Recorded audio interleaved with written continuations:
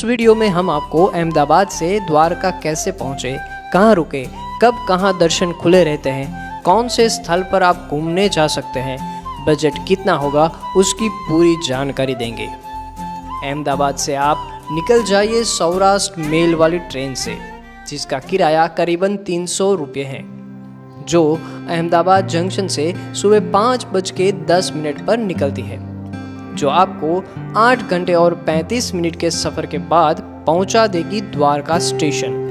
तो बोलिए जय द्वारकाधीश।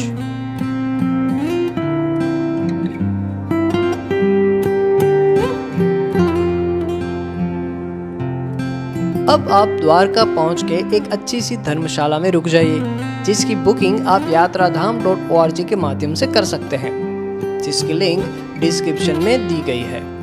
अब यहाँ पास में ही खाना खा लीजिए, जो 100 से 150 रुपये में पड़ेगा। दोपहर 1 से 5 बजे तक द्वारकाधीश मंदिर बंद रहता है, तो धर्मशाला में आराम कर लीजिए। अब शाम को 4 बजे निकल जाइए गोमती घाट की ओर। विष्णु पुराण के संदर्भों से पता चलता है कि द्वारका सुंदर उद्यानों, खाइयों, तालाब और महलों का शहर है।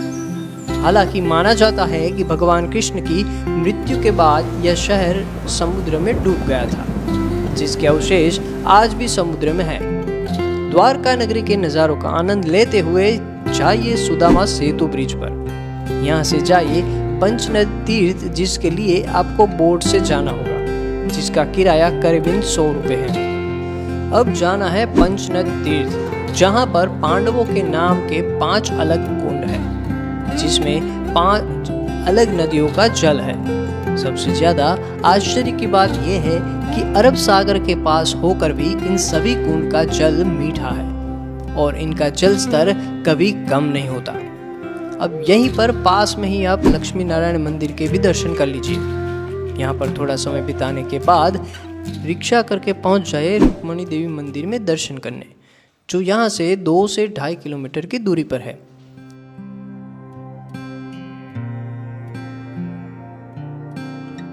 इसके बाद आप जाइए भड़केश्वर महादेव मंदिर, जो 5000 साल पुराना है, जिसे अरब सागर में पाए गए एक स्वयंभू शिवलिंग की चारों ओर बनाया गया है। अब यहाँ से रिक्शा करके पहुँच जाइए द्वारकाधीश मंदिर, जो कृष्ण को समर्पित एक हिंदू मंदिर है, जिन्हें यहाँ द्वारका के राजा के नाम से पूजा जाता है। यह मंदिर जो हिंदू तीर्थ यात्रा 4 धाम के स्थलों में से एक है।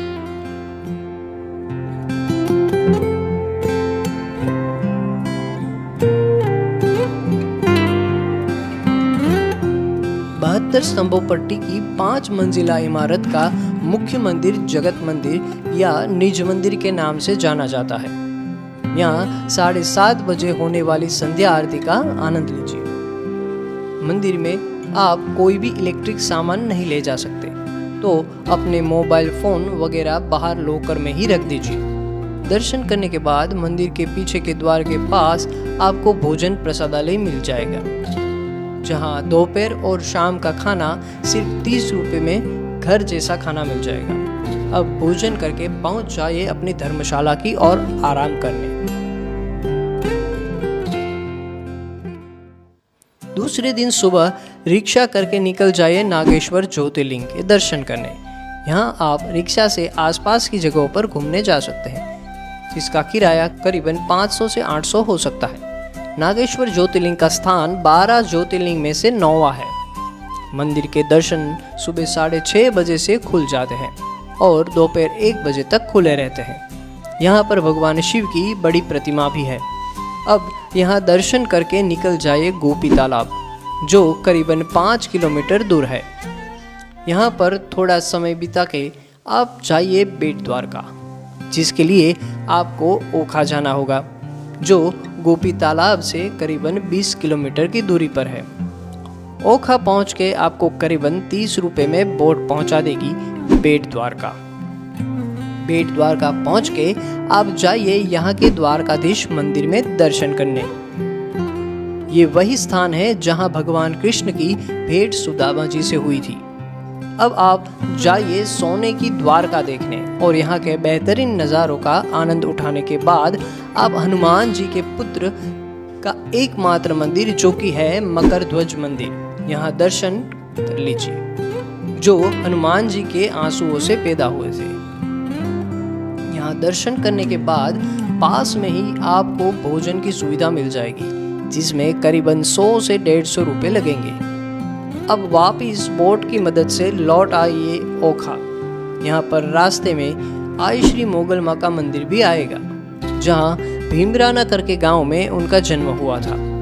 आप यहाँ भी दर्शन करने जा सकते हैं। तो अब वापिस द्वारकाधीश मंदिर के पास आ जाइए और अब यहाँ पास में ही आपको भोजन की सुविधा भी मिल जाएगी। तो लौट आइए अब अपनी धर्मशाला की ओर विश्राम करने। तीसरे दिन सुबह जाइए शिवराजपुर बीच। यहाँ पर आप पूरा दिन बिता सकते हैं। बीच पर जाने के लिए आपको 30 रुपए का टिकट लगेगा। ये बीच एशिया के सबसे बड़े बीच में से एक है और इस बीच को ब्लू फ्लैग का टैग भी मिला है, जहाँ आप पैराग्लाइडिंग, स्कूबा डाइविंग और वाटर राइड जैसी एडवेंचर एक्टिविटीज का आनंद भी ले सकते हैं। दोपहर का भोजन यहीं पर कर लीजिए। अब समय है द्वारका नगरी से विदाई लेने का। तो पहुंच जाइए द्वारका रेलवे स्टेशन पर, जहां से रोज रात को 8 बजे 54 मिनट पर ओखा सोमनाथ एक्सप्रेस ट्रेन निकलती है, जो आपको सुबह करीबन 5:15 पर पहुंचा देगी वेरावल रेलवे स्टेशन। तो बस आज की यात्रा को हम यहाँ पर विराम देते हैं।